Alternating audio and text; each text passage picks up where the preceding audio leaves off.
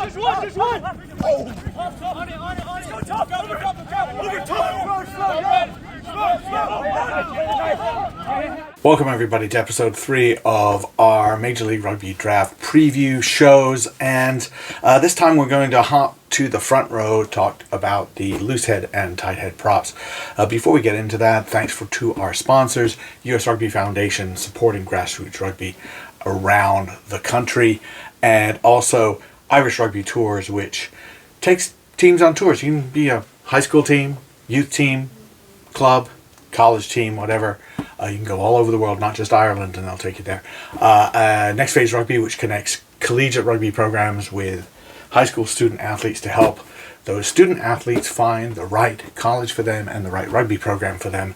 nextphaserugby.com. And then Panther Rugby Academy, which helps people get to those college opportunities by offering them elite playing opportunities. So thank you to all of them. We were talking a little bit about how we were sort of judging the players. Some of it is from the time I spent with MLR Rising. So there, what we had was some numbers that came from doing the Bronco and the 10 meter and the 40 meter and vertical leap. That was all useful. But then we at Goff Rugby Report World Headquarters went through the MLR Rising game, statted that out to just make some extra judgments.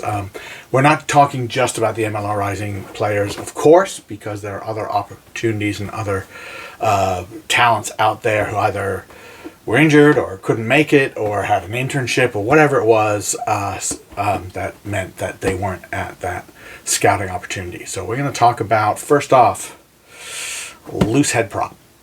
All right, so as we're doing with every position, we're not talking about everybody because there are players we just can't. We're going to highlight some players and talk about that. They're all good players on there, and I think the players that I leave off generally are coming from a division where it's going to be a very difficult jump. So I may be wrong, obviously, but oddly, I'm going to talk first about two players who are from not the highest division, one a D1AA player, one a D2 player. So Ivan Delgado, coming out of Western Michigan, he's been known to be a very good player for quite some time. Perhaps a little small to be a professional prop. We'll see, but he is physically strong, just built like a wrestler.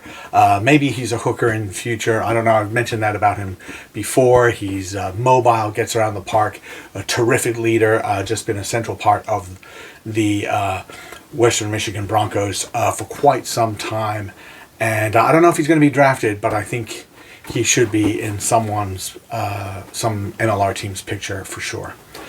The other one would be Cam Taylor. Now Taylor played at IUP, and he's a junior, but as I understand it, probably graduating in December. So he's looking to be drafted now or sign with a team or at least connect with a team now so that when he's graduated, he can just move straight in. Often plays 6, sometimes 8 at IUP, but he really tracks out as a prop. He declared as a prop.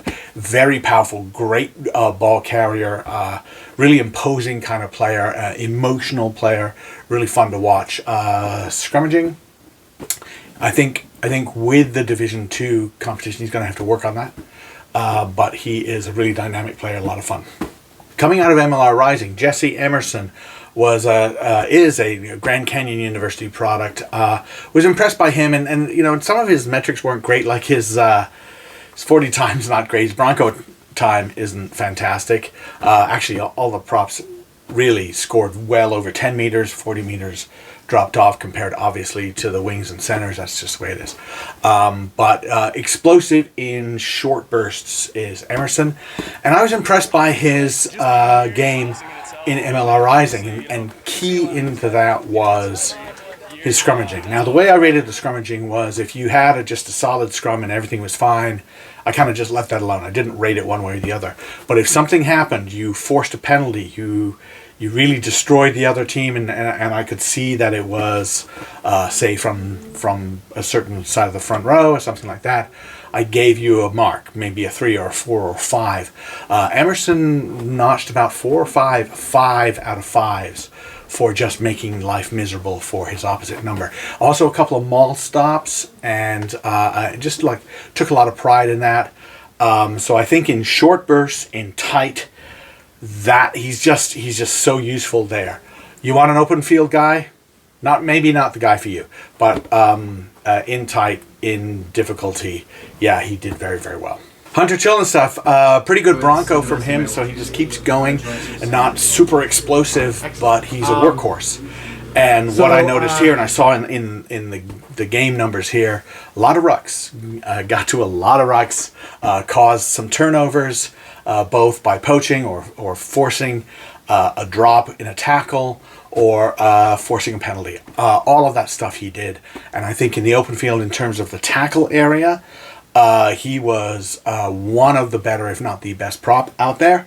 Really, very, very effective. Good scrummager. Got a maul stop in that he got credit for. Good open field tackler as well. Pretty good Bronco. Good fitness. Good open field, I think, for the most part. Performed well in the MLR Rising game. Helped the Black win. And finally, Daniel Bray. Now, Bray, I actually really warmed to him. He's kind of a fun guy. He's sort of a good personality. Takes his rugby very seriously. Very smart guy. Looking to be like a rocket scientist. I mean, he's just he got the physics, aeronautics, that kind of stuff down. Have you located who are the weirdos? Who are the people who just sort of jump out and like, wow, Danny. check out this? Yeah, guy. Well, I'm not gonna lie, I'm the nerd one. Terrific student at UC Santa Barbara, but he wants to play professional rugby. He's a junior right now. I don't know how he's going to work that, whether, if he gets drafted and signed, maybe he just says, you know what, I'll finish my degree as time goes on. He's, probably smart enough to do that, probably ahead of the curve in terms of how many credits he has. In terms of his rugby, he scored the best on the Bronco among the props. And really, actually, it wasn't even close how good he was on the Bronco compared to the other props. Best vertical leap, best 40 among the props. So there's that. But it's also his play. He's just a fun guy. He's a good teammate, just watching as a training, and there's an adversarial part of, props going against each other, but he's also a very encouraging guy. So I did notice that. In terms of playing the game in the MLR Rising game, he was pretty unselfish. He was pretty much a support guy, winning some ball in the scrum, a couple of runs, a couple of good scrums that just sort of blew up someone else, scored a try. So overall, I would say the numbers that I was measuring, very good. Not quite as imposing, say, as Chillenstuff on that level, but so many other positives. I think he's got a terrific potential to play at a higher level. When we look at tight head prop, again, we're going to highlight a few players. Wheeling University's Josh Blankenship is somebody to keep an eye on. He was captain at Wheeling University, and I think that says a lot about what he was able to do and make sure that he led the effort to get ball for what was a very dynamic team at Wheeling. Overall, your best numbers in terms of the testing might have been Connor Williams out of University of Ottawa, James Aitken out of St. Bonaventure. They were probably the strongest there.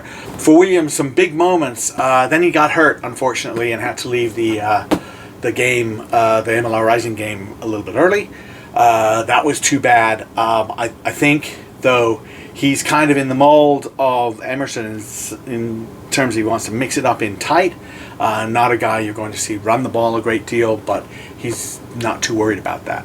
James Aitken came in, sort of did pretty much the same sort of thing, got a maul stop in there, some good scrummaging. And then we saw on the black team, Patrick Beattie, again, good, powerful scrummaging player, able to stop a maul, able to get a maul going. So I think he was very useful.